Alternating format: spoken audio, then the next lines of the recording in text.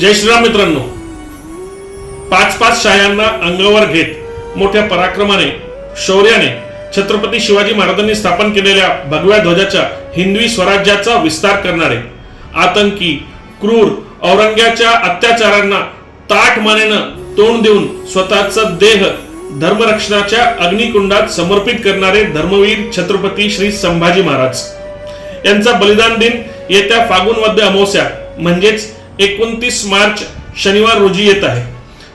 संकल्प हिंदू राष्ट्राच्या सर्व धर्मसेवकांना तसेच हिंदू समाजाला आव्हान आहे की संभाजी महाराजांनी भोगलेल्या वेदनांचा काही अंशी दाहकता आपल्याला अनुभवता यावी, म्हणून त्या दिवशी आपण सगळ्यांनी एका दिवसाचा उपवास धरायचा आहे। तसेच धर्मपंढरी वडू येथून धर्मज्वाला त्या दिवशी आणण्यात येणार आहे। 29 मार्च शनिवार दुपारी 4 वाजता सिल्लोड शहरातील संभाजीराजे चौकात ती धर्मज्वाला तिला घेऊन तिथून आपण मुकपदयात्रा काढणार आहोत। आपण सगळ्यांनी त्या मुकपदयात्रेत सामील व्हायचंय।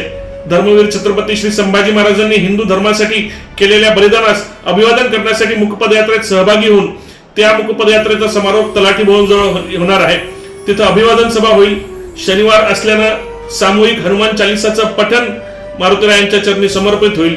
तसेच धर्मवीर संभाजी महाराजांचा रक्तरंजित इतिहास आपल्या समोर मांडण्यासाठी अभिजित कोळी हिंदुत्वादी व्याख्याते सांगलीहून येणार आहेत। त्यांचंही व्याख्यान आपण सगळे ऐकणार आहोत आणि संभाजी महाराजांच्या जीवनचरित्राला उजाळा देणार आहोत। आपण सगळ्यांना पुन्हा एकदा आव्हान आहे, धर्मवीर संभाजी महाराजांनी हिंदू समाजासाठी केलेल्या बलिदानास, हिंदूंच्या पुढच्या पिढ्या हिंदूच राहाव्या यासाठी केलेल्या बलिदानास अभिवादन करण्यासाठी प्रत्येक हिंदूचे कर्तव्य आपण या कार्यक्रमात सहभागी व्हावं। आपण सगळ्यांना संकल्प हिंदू राष्ट्र अभियानच्या वतीने पुन्हा एकदा आव्हान, येत्या 29 मार्च रोजी आपण सगळ्यांनी जास्तीत जास्त संख्येनं दुपारी 4 वाजता संभाजीराजे चौकात उपस्थित राहावे। जय श्रीराम।